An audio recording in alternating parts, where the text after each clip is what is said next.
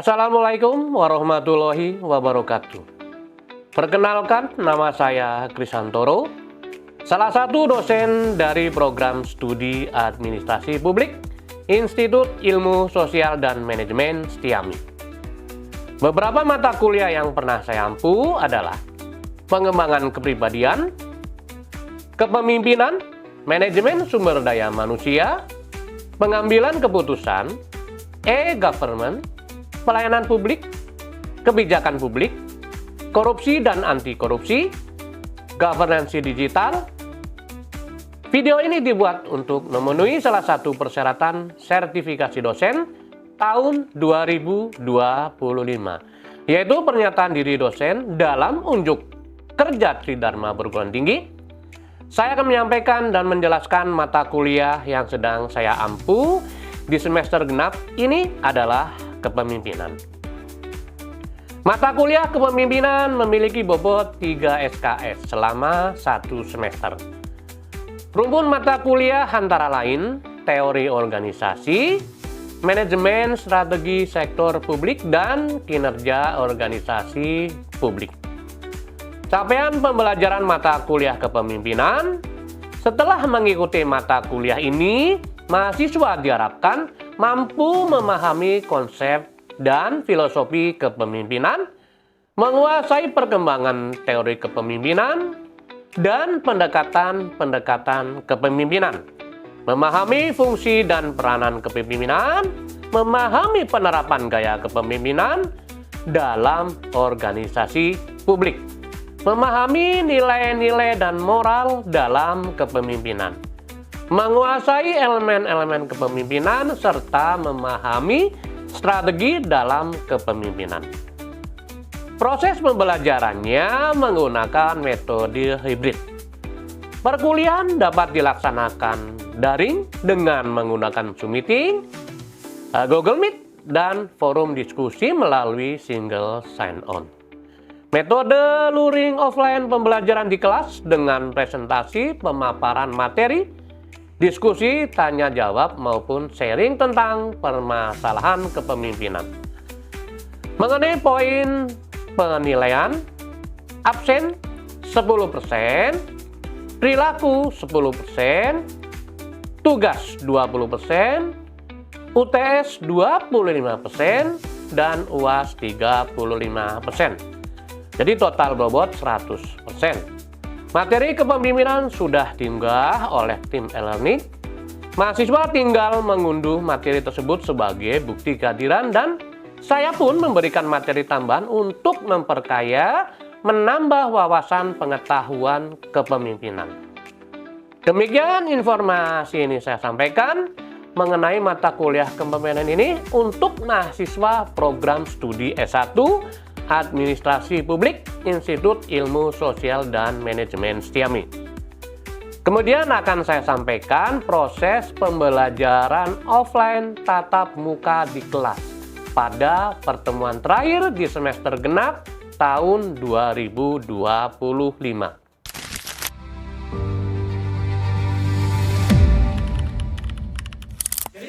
Sekali lagi ya, beda masalah sama konflik beda ya tentunya ya. Jadi seperti kemarin kan bahwa masalah sama konflik itu beda. Masalah konflik terjadi akhir awal sebenarnya dari masalah kan semacam itu. Baik, sekarang kita masuk ke kepemimpinan strategi dan visioner. Nah, ini. Kepemimpinan merupakan kepemimpinan yang bertanggung jawab untuk menciptakan harmonisasi kan itu antara tuntutan lingkungan eksternal atau organisasi di baik internal maupun eksternal ya, dunia dan visi misi strategis dan implementasi organisasi. Jadi gini, namanya pemimpin kan dari awal kan selalu mengatakan bahwa pemimpin itu layaknya orang tua sebenarnya, kayak di lingkungan kan semacam itu. Tapi kadang-kadang kan kalau pemimpin kan apa? Lebih ke arah diktator, boleh dikatakan semacam itu, otoriter ini ya. Karena kan kadang-kadang orang tua kita pun sama seperti itu kan gitu ya. Orang tua kadang-kadang banyak ngatur, banyak larangan gitu ya. Sebenarnya kan harusnya apa? Membimbing. Pemimpin harus macam itu, membimbing, mengarahkan, memotivasi. Makanya kalau pemimpin pemimpin yang kaku, basicnya ilmu pasti eksakta gitu ya, pasti kaku. Sulit akan ketika perusahaan atau organisasi dipimpin oleh basic ilmunya yang eksakta. Sulit karena orang-orang kaku tuh jadi pemimpin kaku. Apa yang dia mau, maaf ya, dia maksudnya pemimpin, apa yang dia mau harus dituruti. Kan gitu ya. Memang loyal betul. Kalau loyal kan bisa lalunya ke prestasi, bisa diangkat jadi menduduki posisi tertentu kan gitu ya, karena loyal tadi. Tapi yang penting tadi anak-anakku nanti kalau sudah bekerja nih, bekerja sesuai dengan SOP titik aman. Oke, kadang-kadang kan pemimpin kan memerintahkan di luar SOP, seenaknya sendirian gitu. Kalau di luar SOP tidak melakukan, tidak akan menjadi masalah, aman. Tapi kalau perintah pemimpin atau atasan itu sesuai dengan SOP, tidak melakukan, itu bisa dapatkan, boleh dikatakan ada sanksinya seperti itu. Jadi, dari anak-anak yang di sini, kelak kan jadi pemimpin. Dari awal kan saya sudah mengatakan kelak kan akan menjadi pemimpin kan, semacam itu kata siapa tidak ada yang tidak mungkin dudianin kata siapa gitu ya. Semuanya tuh punya kesempatan masing-masing untuk menjadi pemimpin dalam suatu bidang apa. Itu kan semacam itu. Ya walaupun di sini kan prodinya bisnis kan gitu ya. Siapa tahu nanti punya badan, punya usaha kan gitu ya, punya bisnis dan sebagainya kan di situ kan. Kalau boleh dikatakan kalau punya usaha sih anak-anaknya di sini jadi bos kan gitu ya. Kalau bos kan owner. Kalau pemimpin selagi belum pemilik itu bukan bos, beda. Ya ingat ya, pemimpin walaupun bos pemimpin ya, tapi implementasinya beda. Tapi kadang-kadang pemimpin itu implementasinya layaknya seperti bos, memerintahkan anak buahnya ya seenaknya sendiri kan gitu. Kan tidak semacam itu dan tidak boleh sebenarnya. Ya, namanya pemimpin itu harus mengayomi, boleh dikatakan semacam itu. Jadi anak buahnya benar-benar dibimbing jadi kadang-kadang itu tadi merasa pemimpin dengan kekuasaannya, akhirnya ya semana-mana seenaknya sendiri lah. Anak buah apalagi dikritik memberikan sarana pemasukan aja nggak diterima, itu kebanyakan sampai sekarang pemimpin semacam itu melarang. Oke. Dan seperti layaknya orang tua ketika boleh dikatakan memberikan semacam masukan dan sebagainya. Udah kamu kerja apa, kamu anak di rumah aja. Lebih banyak orang tua bahkan semacam itu kan gitu ya, banyak ya semacam itu. Bahkan segala sesuatunya orang tua itu selalu mengatur. Kan gitu ya. Sebenarnya tidak semacam itu, tapi bimbing. Ya kadang-kadang kekuatan orang tua kan tidak dengan doa kan gitu ya. Jadi apapun dari anak-anaknya silakan. Yang penting orang tua itu tidak untuk melarang, tapi mendoakan yang terbaik untuk anak-anak. Ya kan semacam itu. Pemimpin pun sama seperti itu, karena pemimpin apa? Makanya banyak pemimpin yang mengkhawatirkan takut anak buahnya, bawahannya, kan ya overlap kan gitu. Justru pemimpin mempersiapkan dari sekarang untuk jadi pemimpin berikutnya kan semacam itu. Jadi pemimpin malah jangan takut dulu, harus regenerasi, persiapkan itu segala sesuatunya. Oke? Jadi ingat ya, orang tua pun sama. Didik anaknya, jangan pernah melarang. Kadang-kadang di sini sebagai kakak kan gitu, melarang adiknya ini dan sebagainya, tidak kok. Keberhasilan hidup seseorang kan tidak harus ahli atau menguasai sesuatu, enggak. Ya kadang-kadang kan kalau saya ingat kepala sekolah mengatakan waktu wali kelas itu tadi ya, bapak-bapak, ibu-ibu kata beliau, jangan paksakan anak-anak Anda ketika dalam mata pelajaran yang hancur, boleh dikatakan matematika kan. Keberhasilan anak-anak dalam hidup kan tidak harus ahli matematika, kan gitu, ya, tidak harus jadi profesor, enggak.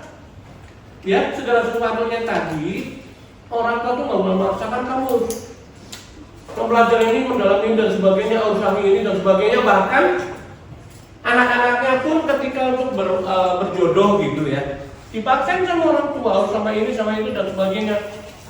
orang tua itu memimpin dalam rumah tangga, kan gitu ya, lebih boleh dikatakan kalau masih utuh kan bapak ya, laki-laki jadi pemimpin. Ya itu kadang-kadang sampai jodoh aja dia betul. Oke, kita lanjut ke materi lagi. Jadi visi dan misi ini dalam satu organisasi seperti yang namanya di sini kan ada kuliah kan ada punya visi dan misi sudah kan itu.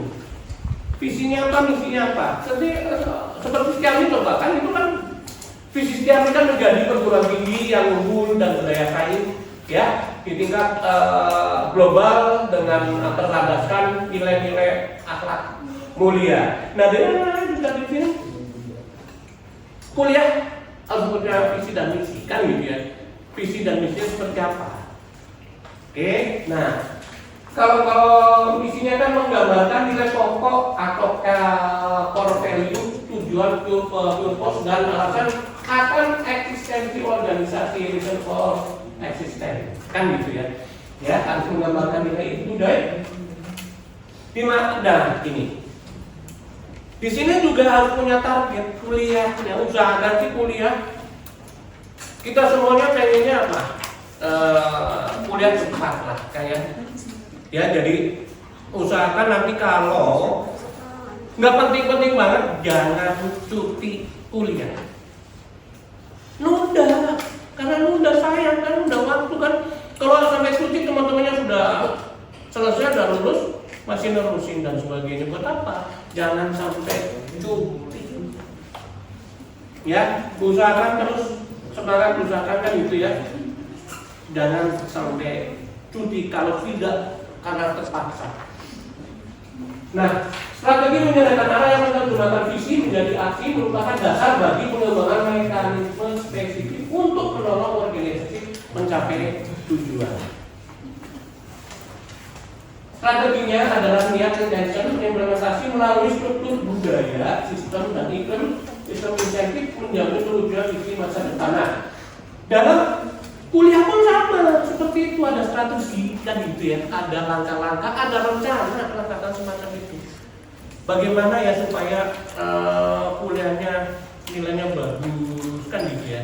Dan kadang-kadang kan kesalahannya karena boleh dikatakan apa, masih diberikan gitu ya. Tidak hanya download materi sebenarnya, kehadiran itu penting. Kalau jalan di kelas ini kan anak-anaknya semuanya kehadirannya bagus. Ada yang mungkin karena sakit karena 2 hari, 3 hari masih wajar. Kan semacam itu. Jadi kadang-kadang di kelas lain ya, di kelas lain beda yang sampai 8 kali pertemuan. Bagaimana mau mendapatkan nilai bagus? Umpamanya nilai UTS luasnya bagus, tugas tidak ada, kehadiran juga berpengaruh. Repot. Ya, dilematis sebenarnya di dosen. Oke, nah visi kepemimpinannya, visi dianggap sebagai impian yang ingin diwujudkan yang mencerminkan ambisi daya tarik besar, hasrat, semangat dan kadang mewujudkan ideal di masa depan. Oke, visinya seperti ada di sini kan punya visinya untuk depannya seperti apa. Kalau sekarang mau melamar pekerjaan lah, ya ada kesempatan lah kalau orang butuh, lakukan, jangan suka-suka, jangan takut-takut. Walaupun pakai ijazah SMA, jangan takut. Lakukan saja, nanti kan penyesuaian kan setelah tadi lulus S1 kan penyesuaian. Memang kalau masih SMA sih boleh dikatakan stuck, mentok kan gitu ya, prestasinya mentok.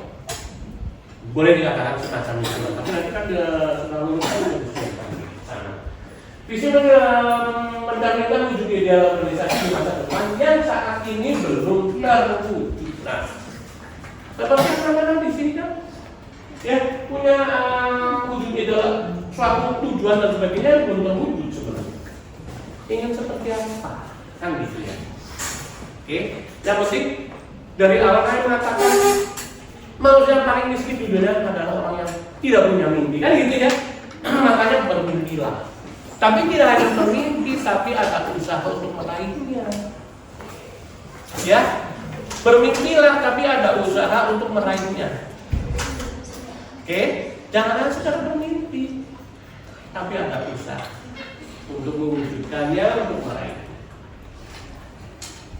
Visinya turut berpartisipasi secara nyata dalam upaya pencegahan kehidupan bangsa Indonesia tentunya. Membentuk masyarakat industri berteknologi modern yang menekankan pada kemampuan memanfaatkan informasi, keterkaitan global, infrastruktur yang terintegritas dan sumber daya manusia yang kreatif dan inovatif. Catatnya ini, kreatif dan inovatif. Jadi manusia kreatif dan inovatif. Coba dari sekarang kita wujudkan jadi seorang yang seperti itu. Oke, jadi benar-benar ada apa ya semacam. Jadi tidak tinggal diam seperti apa, kan gitu ya. Ketika lagi dia bengong, seperti apa dan sebagainya. Kebetulan kalau dia bisa lakukan, mau melakukan bisa apa? Coba lakukan dari sekarang. Oke, mau ada usaha apa yang mau digeluti kan semacam itu. Oke, awalnya semuanya dari sepele boleh dikatakan kecil kan usaha itu tadi. Tapi yang penting mimpi ada mimpi lah di sana. Ya, semuanya tuh bisnis. Apapun kita punya usaha dan badan usaha dan sebagainya. Awalnya kan apa? Ya itu tadi. Kadang-kadang malah boleh dikatakan iseng kan gitu ya. Kadang-kadang ada semacam itu. Coba iseng daripada ini dan sebagainya. Tapi ternyata ketika dikembangkan, ya itu tadi ya. Bisa usaha menjadi usaha yang besar nanti. Jadi ketika kata Pak Dahlan kan kalau sudah berbisnis punya usaha lebih bagus dulu kata beliau.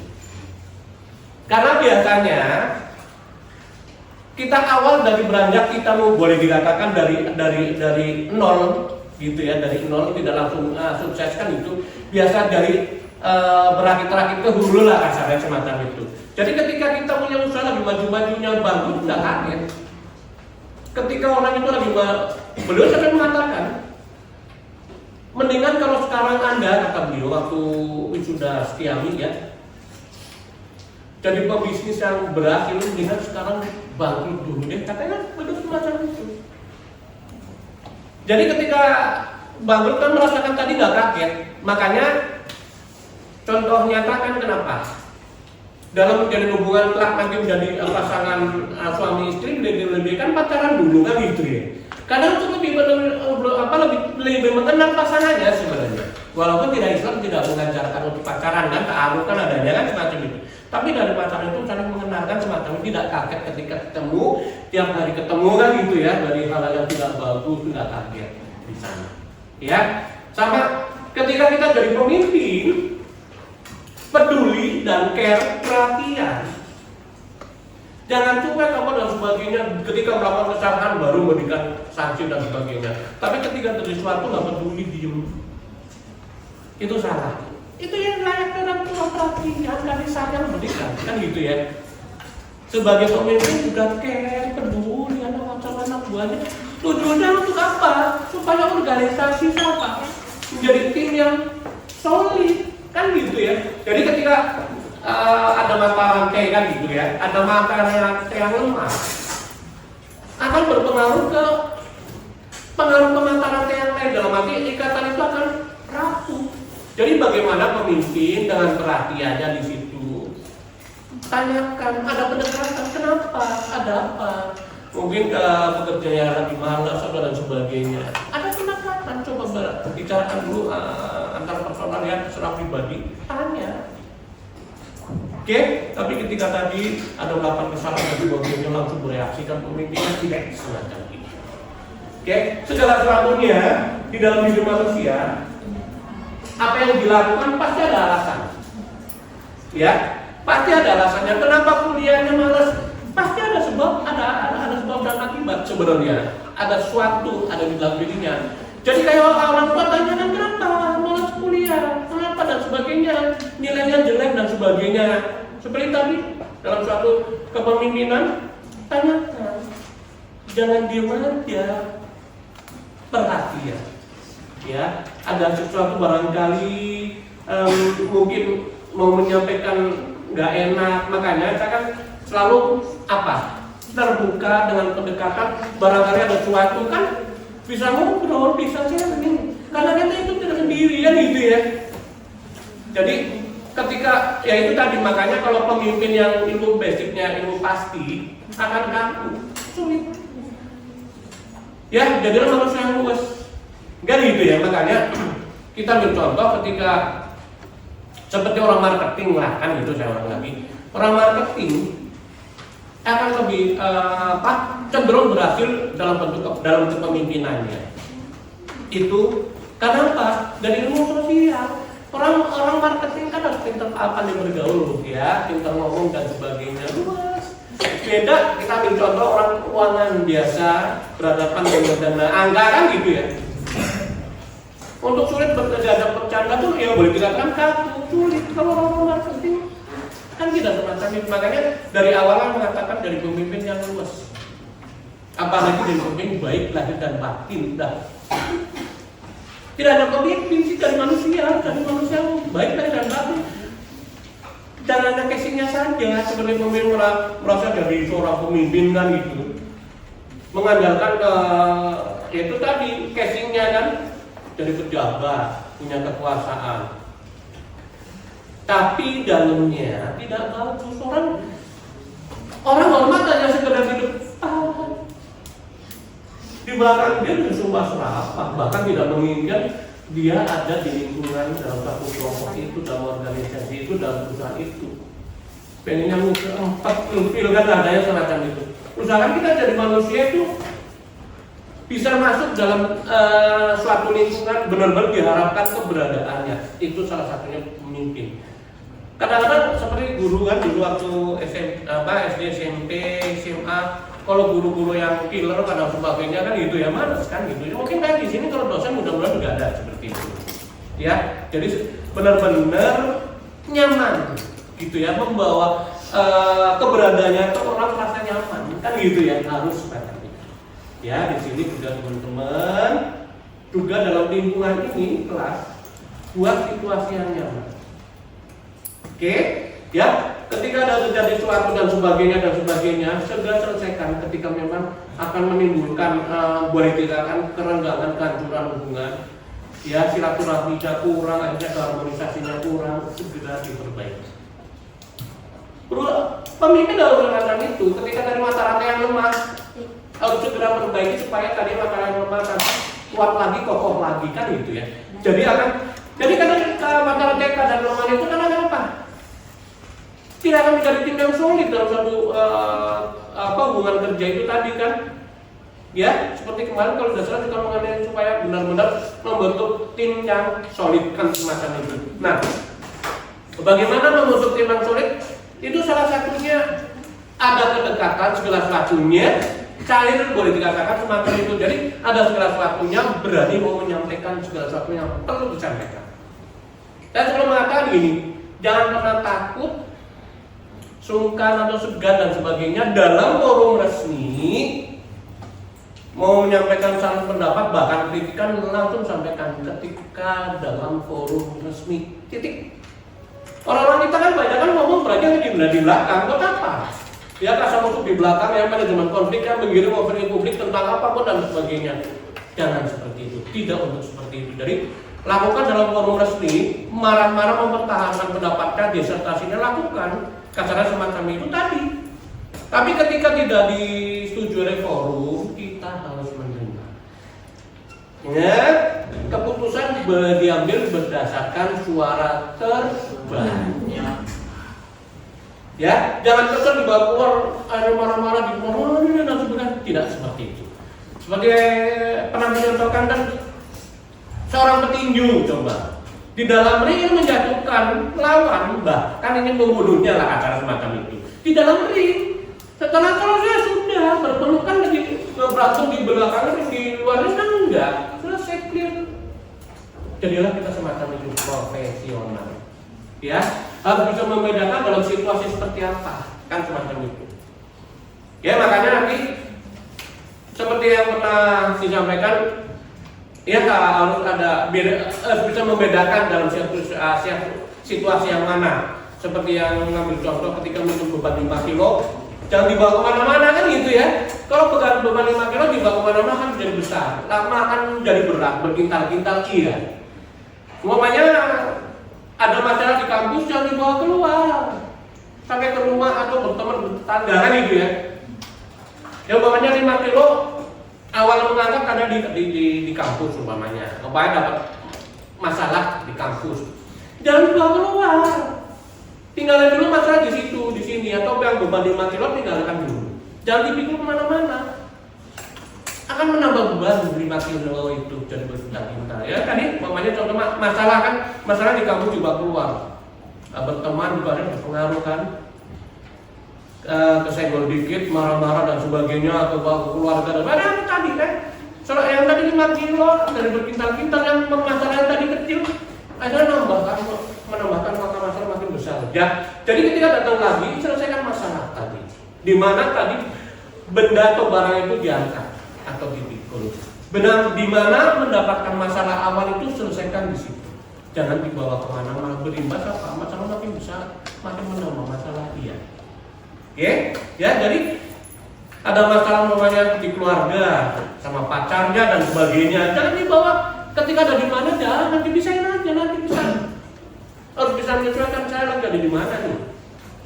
Ya jangan dibawa masalah di rumah dan ribut sama orang tua banyak. Ya udah sampai di kampus jangan dibawa nanti ribut sama teman-teman. Tidak semacam itu ya. Jadi segala sesuatunya kita harus bisa memposisikan. Ya.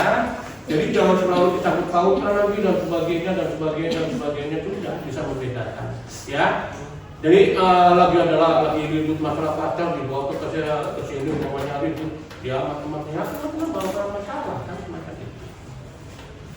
Baik, sebelum lanjut ada yang mau tanyakan?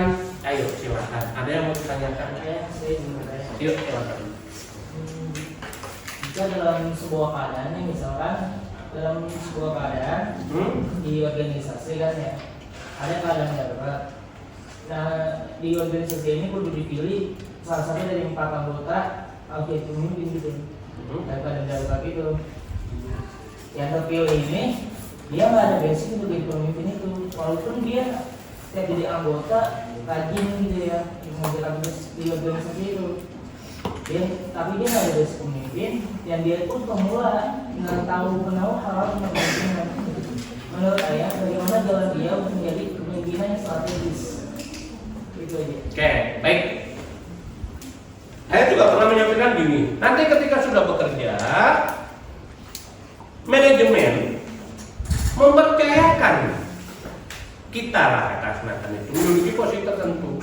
Jangan pernah menolak, jadikan hal tabu. Walaupun merasa dirinya nggak mampu nih, keilmuannya tidak mumpuni, tidak adalah katakan semacam itu. Mungkin orang baru, belum ada pengalaman dan sebagainya.